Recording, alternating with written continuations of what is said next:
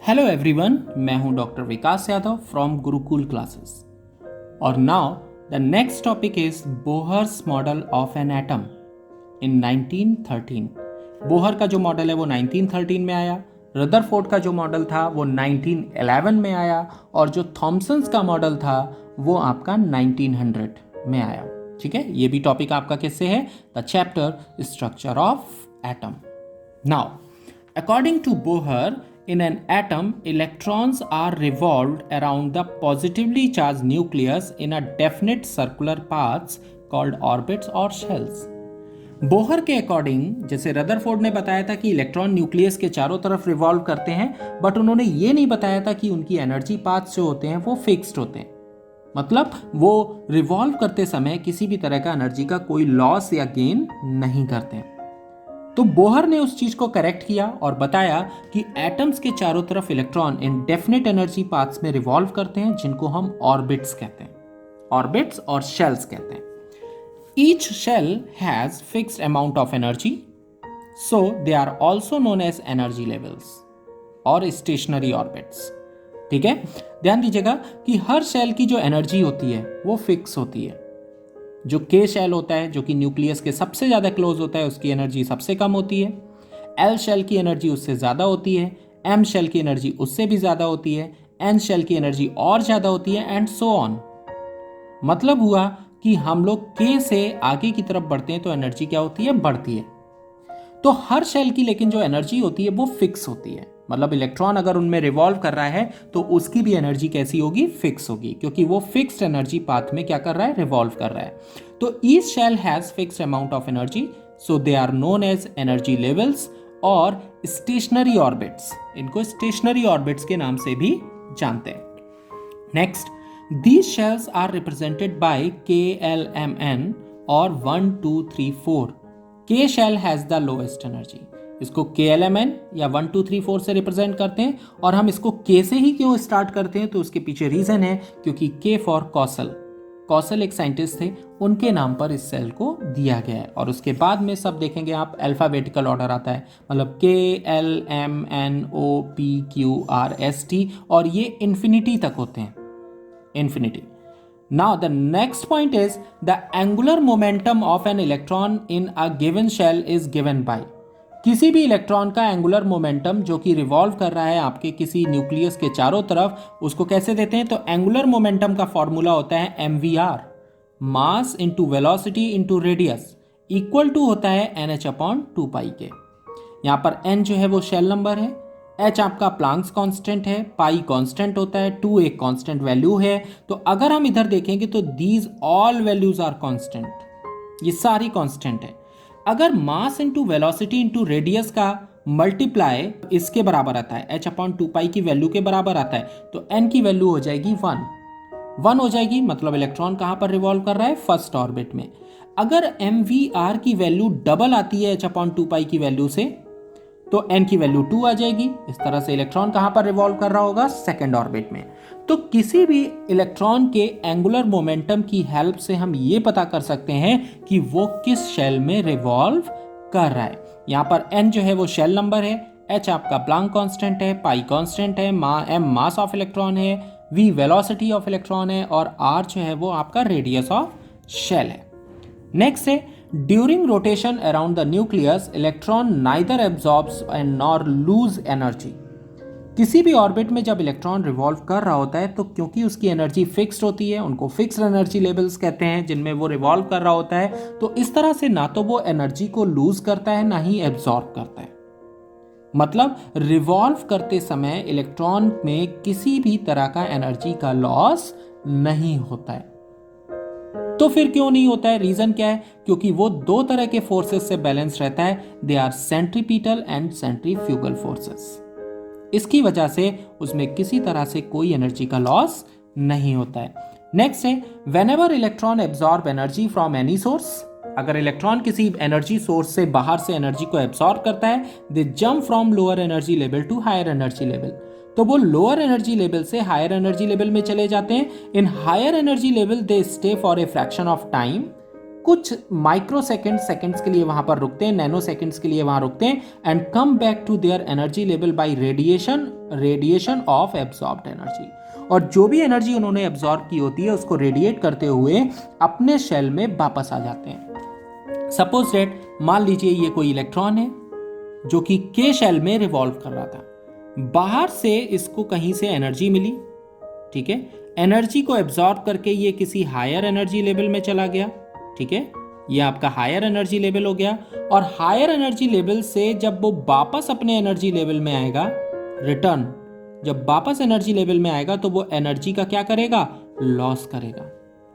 जो एनर्जी को वो रेडिएट करता है वापस आते समय, अपने उसी एनर्जी शेल में दोबारा वापस आते समय जिस एनर्जी को लॉस करता है वो टू टाइप से करता है, या तो हीट एनर्जी और लाइट एनर्जी। आपने रोड साइड में लगे हुए रिफ्लेक्टर्स देखे होंगे, जब उन पर लाइट का कोई सोर्स पड़ता है तो वो शाइन करने लगते हैं। रीजन क्या होता है, क्योंकि इलेक्ट्रॉन्स जो होते हैं वो उस एनर्जी को एब्सॉर्ब करते हैं और हायर एनर्जी लेवल में चले जाते हैं। लेकिन जब वो हायर एनर्जी लेवल से वापस आते हैं तो उसी एनर्जी को रिफ्लेक्ट करते हैं या दिखाते हैं, वही एनर्जी हमको रिफ्लेक्टेड लाइट के फॉर्म में दिखाई देती है। तो जो इलेक्ट्रॉन एनर्जी को लूज करते हैं वापस आते समय, वो या तो लाइट एनर्जी के फॉर्म में होती है या हीट एनर्जी के फॉर्म में होती है। Next, the wavelength of the radiated energy can be calculated bye, जो वेवलेंथ होती है रेडिएटेड एनर्जी की उसको निकालने का तरीका क्या है, तो E हाई माइनस E लो से आपको डेल्टा E पता चलता है, और डेल्टा E बराबर होता है h न्यू के। अकॉर्डिंग टू प्लांक जो चेंज इन एनर्जी होता है इलेक्ट्रॉन के, वो किसके बराबर होता है, h न्यू के बराबर, Planck constant into frequency of light. और न्यू इज इक्वल टू होता है आपका c अपॉन लैम्डा के, तो यहां पर हम रख देंगे h c upon lambda. c यहां पर स्पीड ऑफ लाइट से है और लैम्डा जो है वो वेवलेंथ से है। तो इस तरह से जो आपकी रेडिएटेड एनर्जी है या एनर्जी है, उसकी हेल्प से हम उस लाइट की वेवलेंथ को क्या कर सकते हैं, कैलकुलेट कर सकते हैं। The next point is, since the revolving electron have the definite amount of energy, so in the other words we can say that they have quantized energy. Okay, h nu is also known as quanta और energy packets. तो जो energy होती है उनकी electrons की, उनको quantized energy कहा जाता है, बिकॉज दे पजेस या they radiate the energy in the form of energy packets. These energy packets are known as quanta. जितने भी आपके रेडिएशंस होते हैं, चाहे वो सनलाइट से हो, ट्यूबलाइट से हो, कैंडल से हो, किसी भी तरह की लाइट से हो, तो उनसे जितने भी रेडिएशंस होते हैं, these radiations are travel in the form of small energy packets. These energy packets are called quanta and they have the definite amount of energy which is equal to h nu। h nu के बराबर होती है, यहां पर h nu को ही quanta कहा जाता है। Okay, now next, applications of Bohr's model. Bohr's model के एप्लीकेशंस क्या हैं, तो नेक्स्ट है, this model explains the stability of an atom. इस मॉडल की हेल्प से एटम की स्टेबिलिटी के बारे में पता चलता है, जो कि रदरफोर्ड का मॉडल एक्सप्लेन नहीं कर पाया था। रदरफोर्ड का मॉडल मैक्सवेल के लॉ की वजह से फेल हो गया, क्योंकि रदरफोर्ड मैक्सवेल के लॉ को अपने मॉडल में नहीं समझा पाए। जबकि बोहर का मॉडल ये एक्सप्लेन करता है कि इलेक्ट्रॉन जो होते हैं वो डेफिनेट एनर्जी पाथ में रिवॉल्व करते हैं और घूमते समय वो ना तो एनर्जी का लूज करते हैं और ना ही एनर्जी को एब्सॉर्ब करते हैं। इसका मतलब एटम कैसा रहता है, stable. The second point, the energy of electron in various orbits can be calculated by। Electron जो कि वेरियस ऑर्बिट्स में रिवॉल्व कर रहे हैं, उनकी एनर्जी को निकालने का जो फॉर्मूला है, but this formula is applicable for only for one electron system. जैसे H एक ही इलेक्ट्रॉन होगा, लिथियम +2, लिथियम में 3 इलेक्ट्रॉन होते हैं, +2 लग गया तो मतलब 1 इलेक्ट्रॉन। हीलियम +1, हीलियम में 2 इलेक्ट्रॉन होते हैं, प्लस लग गया तो मतलब 1 इलेक्ट्रॉन। तो this formula is applicable only for 1 electron system. Then the energy of electrons in various orbit can be calculated by the formula En। n मतलब होता है orbit number, is equal to -2 π² m⁴ z² upon n² h²। ध्यान दीजिएगा, pi constant है, m mass of electron constant है, e charge on electron constant है, z atomic number जो कि सभी के लिए अलग अलग होगा, n शेल नंबर जो सभी के लिए अलग अलग होगा, और h is a Planck constant. इन सारी की वैल्यू, प्लांक कांस्टेंट की वैल्यू होती है 6.6 into 10⁻34 joule second. Atomic number आप इन सभी का जानते हैं। मास ऑफ इलेक्ट्रॉन होता है 9.1 into 10⁻28 grams. Charge on electron होता है -1.6 इंटू 10⁻⁻19 कूलम्स। इन सारी वैल्यूज को अगर हम यहाँ पुट कर दें, पाई की, एम की, ई की और एच की सारी वैल्यूज को अगर हम पुट करें तो हमारा आंसर आता है En is equal to -2.18 into 10⁻18 Z square upon N square. क्योंकि सभी एटम्स का n और z डिफर करेगा तो ये वेरिएबल वैल्यूज हो गई, बाकी सारी वैल्यूज कांस्टेंट हो गई। तो जो हमारा आंसर आएगा दैट इज जूल पर एटम। लेकिन हमें अगर इलेक्ट्रॉन वोल्ट में निकालना है तो दैट इज इक्वल टू हो जाएगा हमारा En इज इक्वल टू हो जाएगा -13.6 Z square upon N square electron volt पर एटम, और En is equal to -1312 Z square upon n2 kilojoule पर मोल। ये फॉर्मूला ज़्यादा इंपॉर्टेंट है और एग्जाम्स में तो कम आता है, बट कंपटीशन में इससे बहुत सारे न्यूमेरिकल्स और प्रॉब्लम्स को पूछा जाता है। Next, 1 electron volt is equal to होता है 1.6 इंटू 10⁻⁻19 जूल के। इलेक्ट्रॉन वोल्ट और जूल में अगर हमें चेंजेस करने हैं उसके लिए। अगला है रेडियस ऑफ वेरियस ऑर्बिट्स। अगर अलग अलग ऑर्बिट्स के रेडियस निकालने हैं तो this is also applicable for 1 electron system. इसका फॉर्मूला होता है Rn इज इक्वल टू होता है n square h square 4 upon 4 pi square m e square z। इसमें n आपका शेल नंबर, h आपका Planck constant, pi constant, m mass of electron, e charge on electron और z atomic number.